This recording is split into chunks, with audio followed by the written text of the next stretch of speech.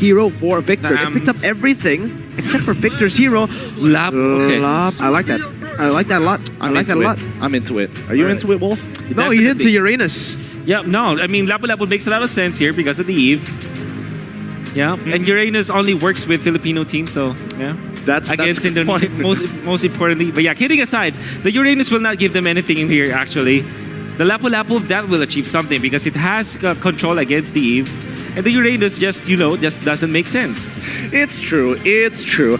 Plus, there is a Roger on their side. But, I mean, if they pick it up for themselves, you can't get countered anyway. But it is time here at the Mobile Legends Bang Bang M3 World Championship game number 4. Let's show your support for EVOS SG as well as BTK, your representatives from Singapore and North America, respectively. It is time to get it to the land of Dawn to duke it out. Is it going to be the game for BTK or is it going to be match point for EVOS SG? I want to see some chat supports here, man. Everyone go ahead and spam hashtag EVOSRoar or hashtag BTK USA. Apparently that's their cheer because they did it backstage. But again, now let's talk about the drafts inside of this game. It seems like, honestly, I don't like that Brody picked up right after the Lolita. I feel like he's going to be, a lot of his damage is going to be nullified by that shield. I think at this point, that's a comfort pick for Adamir. Pick it up way before this. And even in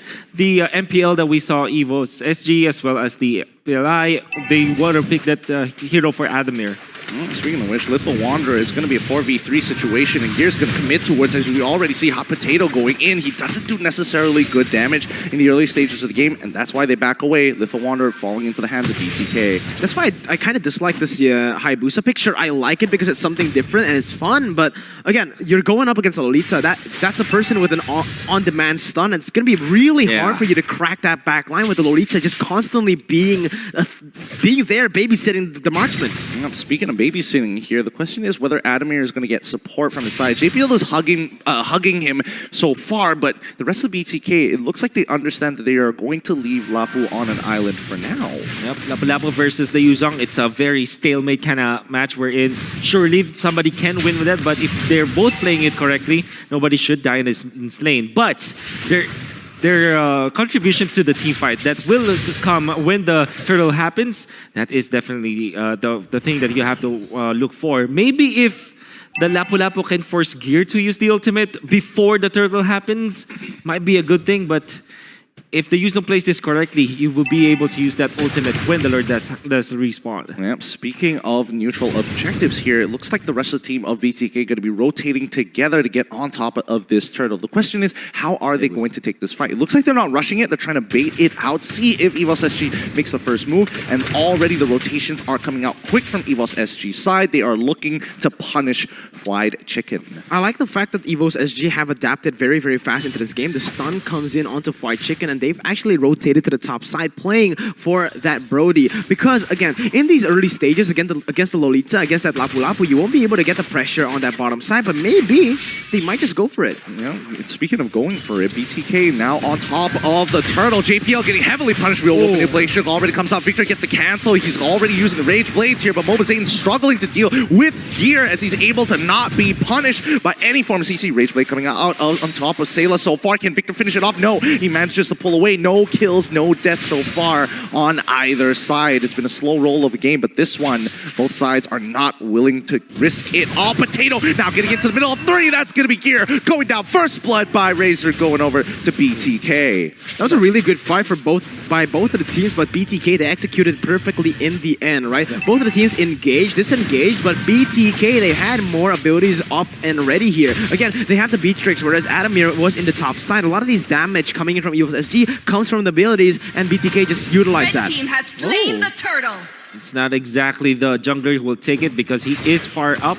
He's going to be just farming. On the side of BTK, we saw them punish the bad misstep coming out from Gear as he didn't have his ultimate anymore and was showing himself to the members of BTK.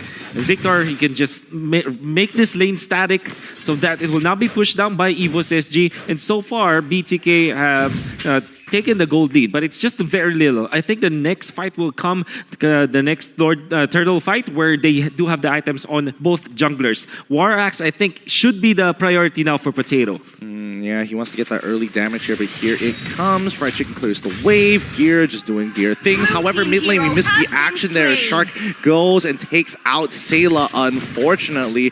Big punishment coming in from Zia. And you can start to hear, man, BTK, they're starting to get loud here on the stage. I like that. The mental game. You guys can't probably hear it, but it is very vicious. Every time they get a kill, every time they get a team fight victory, they start to yell. And this is the thing that RRQ used to do, or is still doing against every single team. But now it is going to be Potato jumping in. Using his ice frames to get on out of there with the Oki Shadow Kill. He goes back in with the Quad Shadow, gets stunned by Shark, but so far, he's already used all of his resources for now. They have to wait for the mid game here. And, you know, giving this turtle buff over to Fried Chicken, allowing him to sustain in the lane, is really helping him out. Could see that for BTK, we're going to be waiting for their next team fight. They have the best tools to take this turtle, and for sure that they're going to be using this Luminous Blast in combination with the Feathered Airstrike so many times. Or maybe just even the charge coming out from Shark, that reliable stun that we can see from Lolita that makes it so impactful in the meta game that we have right now.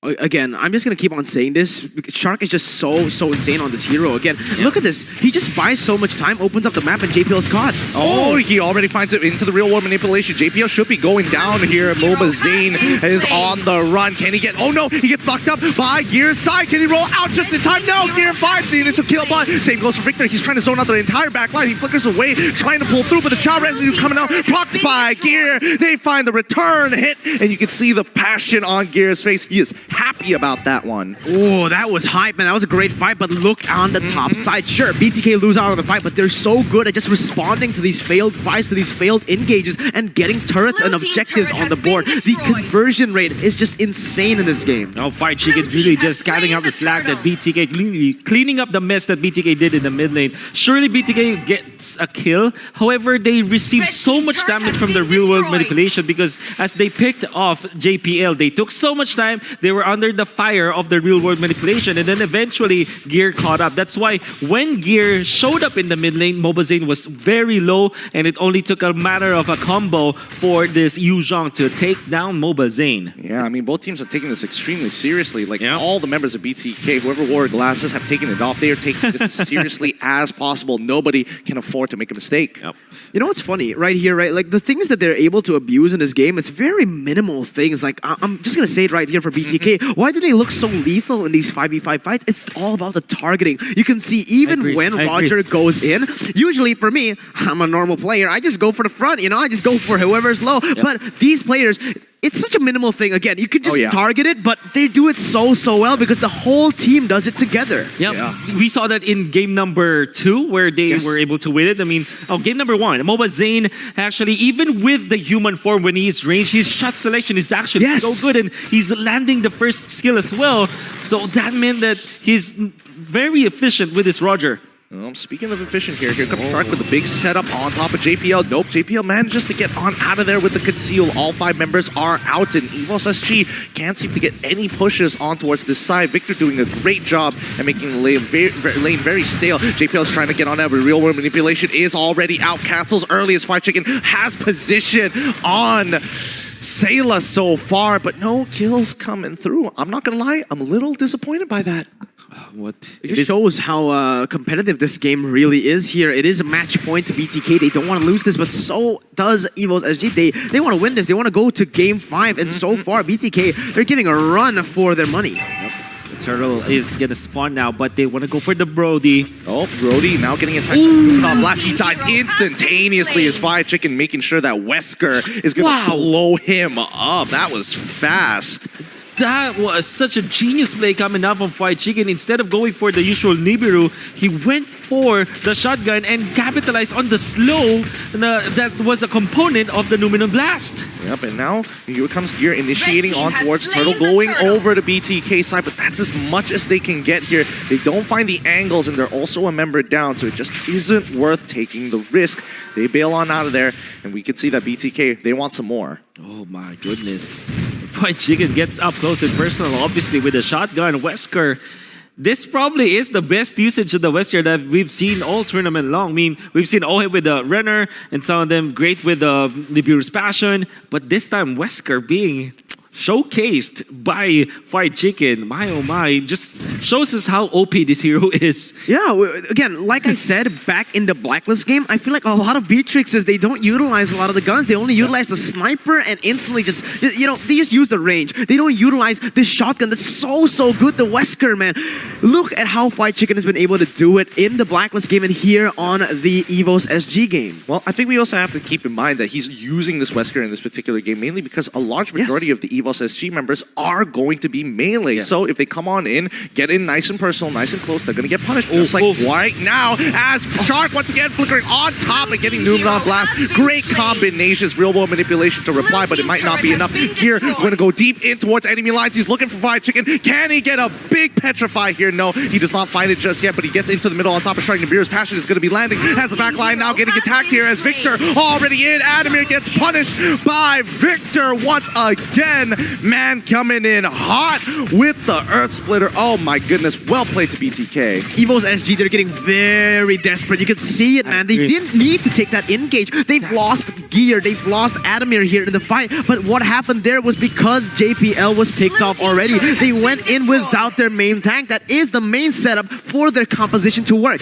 If you're looking at EVOS SG, they could have just gotten away with a death onto JPL. Maybe just let go of that bottom lane turret because that's the outcome anyways. And then they went in with the Yuzhong alone, going for a kill onto Shark. Even when they get the kill, which they didn't, that will not be a good trade. That's why BTK, their shot selection was great, but EVOS SG, their decision making is bad now. They're crumbling into the pressure of the aggression of BTK. And so far, with almost 5,000, now 5,000 gold lead for BTK, they're controlling the map. I'm speaking about controlling here. Potato going to be committing fully on towards Victor's side. Here going to be helping out JPL just in case. They're going to be sacrificing Lord, but look at the amount of pressure Victor is absorbing. He's doing a good job as he sustains through all this damage here. Committing to 3 also already. He's still alive. Victor, what a phenomenal job he's done. Buying enough time for both Shark and Zia to get on in. But Gear already popping to force out the Feather Airstrike early on. Here comes Fried Chicken. He's going to be dropping Nibiru's Passion on top of where's Mobazane. There he is. He finds the initial kill. And now he's going for more. He wants JPL killing spree to get him out of there. You see the recalls. You see the disrespect. And even Potato wants a bit of action, baiting him in towards that fight. He takes the quad shadow back, and all tier 2s are wide open. That was all Victor, baby. Look at the way he was able to bait 4, not even 5 members to that top side,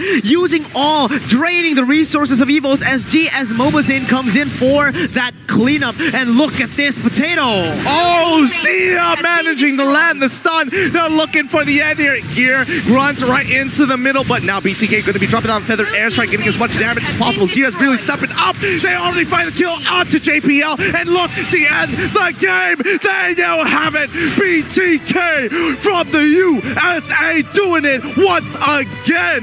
GG. Well played. North America, stand up. No one expected BTK to get this far. And again, they keep on silencing the doubters. Crushing it. They are crushing it. And that last game was really dominant coming out from BTK. They've stuck through with their personality, their identity of being aggressive, and EVOS SG crumbled into that pressure. The slow roll from Singapore did not happen tonight as BTK demolished them in game 4. Yep, they really cracked them open here, and huge step up for both Victor and as well as Zia. We get to see a showcase of these two players. Well done to BTK. Absolutely deserved victory. The silent assassin, we're talking about Zia. And in that last clash, do you know that he was able to stun the Yuzhong with the curse as well as the feathered air